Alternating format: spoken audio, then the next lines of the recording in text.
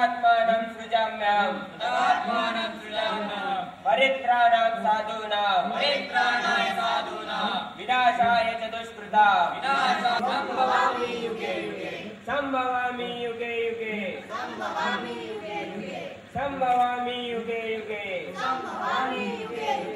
म्हणजे आपण पृथ्वीवर पोहोचलोय का? देवा काय एक मॉडेल होते राव. रंभा म्हणणं का, पृथ्वी म्हणणं का, आणि तिथं भारीच होती राव मेनका. मोठे मोठे डोळे, गुलाबी गाल, सोट, आणि तुम्ही या देवा साऱ्या व्हॅकेशनची वाट लावली. अरे पेंद्या, मी या सृष्टीचा रचयिता. मनुष्य, प्राणी, वनस्पती, सजीव, निर्जीव सर्व गोष्टींचा मी जन्मदाता. माझं काही कर्तव्यही आहे. या सर्व गोष्टींवर लक्ष ठेवायला मला काही हजार वर्षातून इथं यावंच लागतं. देवा हे कलियुग आहे कलियुग. इथला मानव लय भयंकर. कधी कुणाची वाट लावल की सांगता येत नाही. अबरोबर पेंद्या, इथल्या मानवांची रचना मी केली, ते मला पूजतात. घ्या हे लोक तुला पुसतात. देवा तू आटाना तिकट भेटत तिकडच्या दुकानात. अरे पेंद्या, ते त्यांच्या देवाला कसं विसरणार? त्यांच्या सृष्टीच्या रचयित्याला कसं ओळखणार नाहीत ते? देवा तू फार मोठी चूक करतोयस. हे कलियुग आहे कलियुग. इथला मानव आता मानव राहिला नाही, तो राक्षस झालाय. इथे रोज स्त्रियांवर अत्याचार होतात, बलात्कार होतात, त्यांचे छेड काढले जाते, स्त्री भ्रूण गर्भातच संपवलं जातं. काय सांगतोय पेंद्या? होय देवा. माझ्या मानवाची ही दशा? हो. तू मला आधी का सांगितलं नाही? जसं की तुला दिसतच नाही. एका सृष्टीचं ऋतुचक्र बदलणार आणि आजपासून संपूर्ण पुरुष स्त्रियांसारखे अत्याचार भोगणार. त्यांच्या पुरुषत्वांवर त्यांचा असणारा अहंकार, त्यांच्या पुरुषत्वांचे हरण करणार. ऋतुचक्र बदलणार, ऋतुचक्र बदलणार.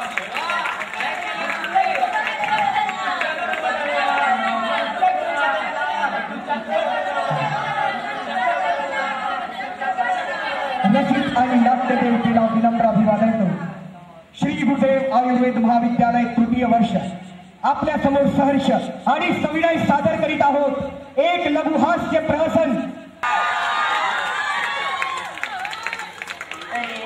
आज मला मुलगी बघायला येणार आहे. काय माहिती काय होणार. अरे पण त्या मुलीला गाणं म्हणणारा मुलगा हवा. त्याची योग्य उत्तर दे तू म्हणजे झालं. हो हो ठीक आहे. ए बघ बघ त्या टवळ मुली परत आल्यात. आज पण आपली छळ करणार बहुतेक. तू त्यांच्याकडे लक्ष नको देऊ. बस आली की आपण निघून जाऊ. अरे पण ती मुलगी फार डेंजर आहे. तुला सांगतो हा, त्या दिवशी मी रस्त्याने चाललो होतो. आडवीत झाली ना माझ्या रस्त्यात आणि माझा हातच पकडला तिने. माझा ना घामच फुटला होता.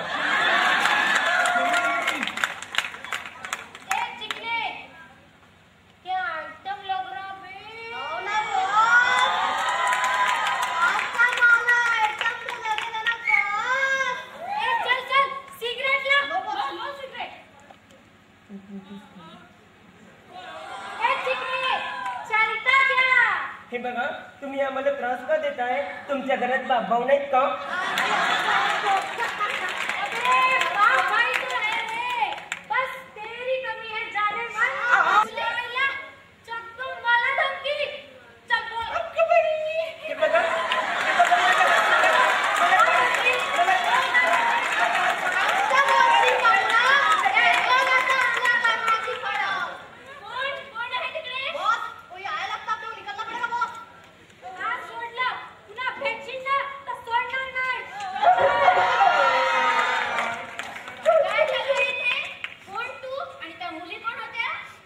बरं झालं ताई तुम्ही देवासारखे आला.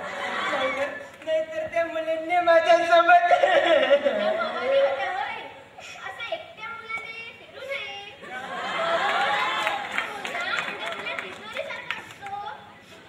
खरंच ताई तुम्ही देवासारखे आलात. नाहीतर बरं बरं जा आता घरी. रात्रीचे 8 वाजले. घरचे वाट बघत असतील तुझ्या. थँक्यू ताई.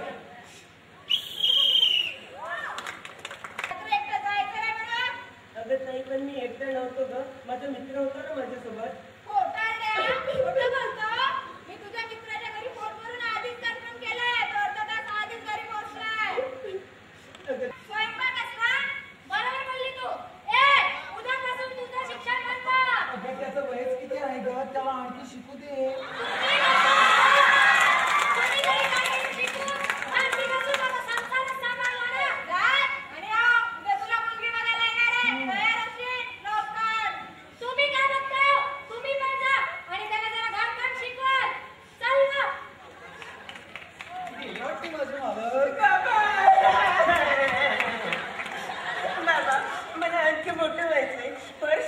का बघ तरी काय करणार मला मी सुद्धा हतबल आहे माझं काही चालतं काय तुझ्या आईसमोर बाबा तुम्हाला खरंच सांगतो कधी कधी तर असं वाटतं ना की मरूनच आपल्या पुरुषांचं आयुष्य असंच असतं एवढ्या स्त्रियांच्या अत्याचार सहन करणं आणि शांत राहणं चल बेटा चल आज चल तुला उद्या मुलगी पाहायला येणार आहे तू त्यांना आवडला पाहिजे ना या त्रासातून तरी सुटशील ती जर मुलगी चांगली असेल ना तर तिच्या परवानगीने शिक्षण घेशील चल बेटा चल आज चल रडू नका तुझी डोळी सुचती तू चांगला दिसायला उद्या चल बेटा चल आज चला चला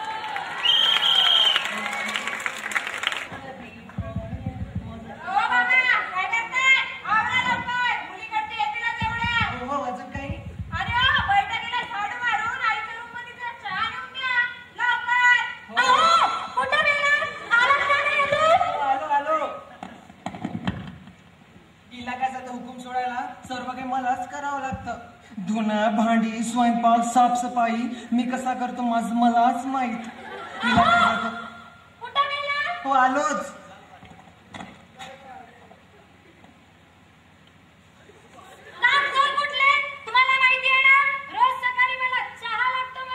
या वयात तुझं शोभतंय का मला मारणं मग आपली मुलं बाळं मोठी झाली आहेत ना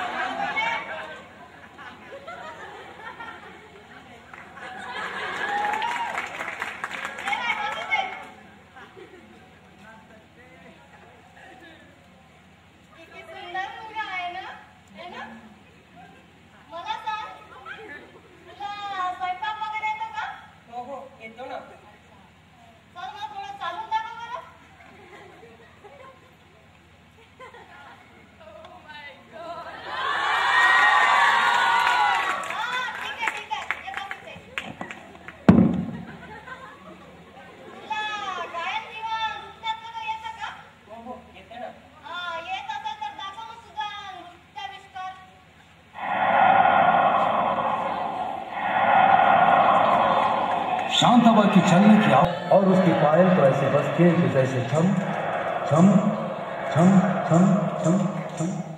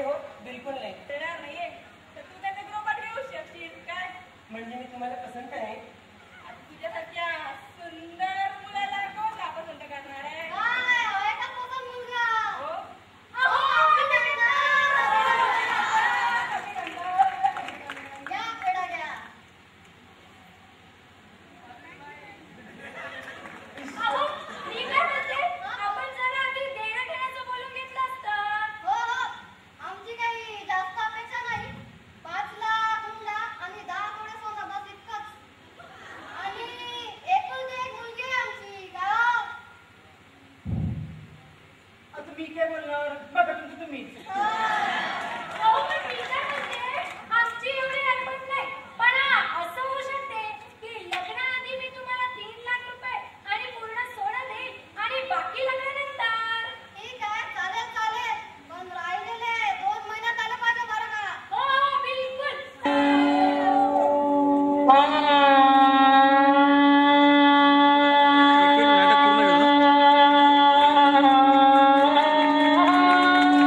शुभमंगल सावधान.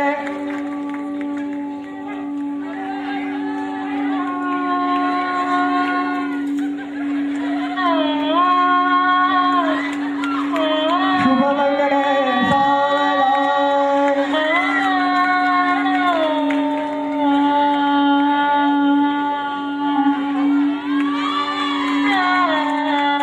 शुभमंगल सावधान.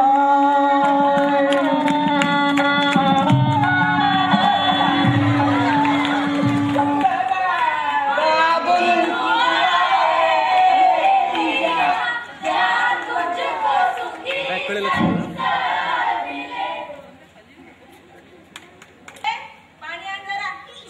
टाकलंय मी. ऑफिसमध्ये खूप काम होतं मला आज.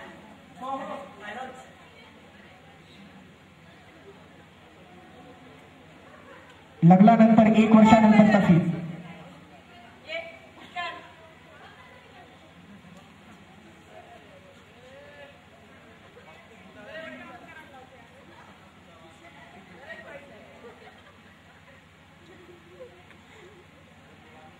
अगं, हे काय दिवस? बरं दिवसा नको पप्पा, आई बाबा बघतील ना. बघितलं